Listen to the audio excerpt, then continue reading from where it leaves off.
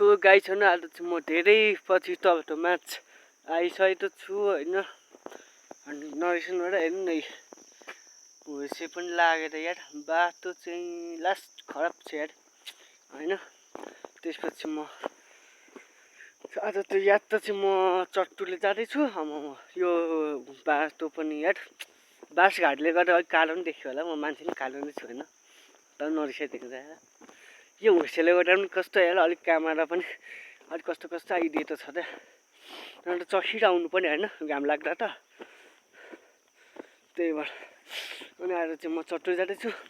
साथीहरू रब नमी पुगिसक्यो अहिले गाडीमा जानुपर्ने होइन, त्यही भएर हेर्नु नै यस्तो छ यार ए बाँस गाडी हेर्नु नै राम राम राम राम राम। त्यही भएर म जाँदैछु अहिले चाहिँ म एक्लै छु होइन। हेर्नु नै यस्तो छ हट कस्तो यार कति बज्यो 10 बजिहालेछ नि हौ, 10 बजिसक्यो। साथीहरूले फोन गर्छन् होला अहिले हट।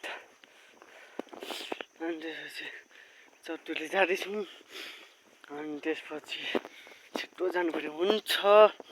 अनि अब चाहिँ म प्रायः जस्तो जहिले भिडियो हाल्ने प्रयास गर्नेछु होइन।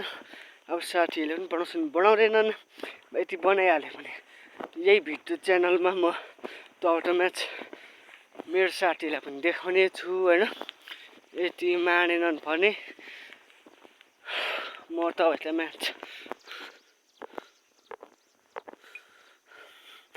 अटोचुटी भन्ने छु। अटो भागमा किन मानेनन् केही कारण भयो भनेर तपाईँहरूलाई भन्ने छु होइन। त्यही हो, मैले धेरै महिना भयो टमेटो म्याच भिडियो नहालेको होइन। अब चाहिँ म हाल्ने छु।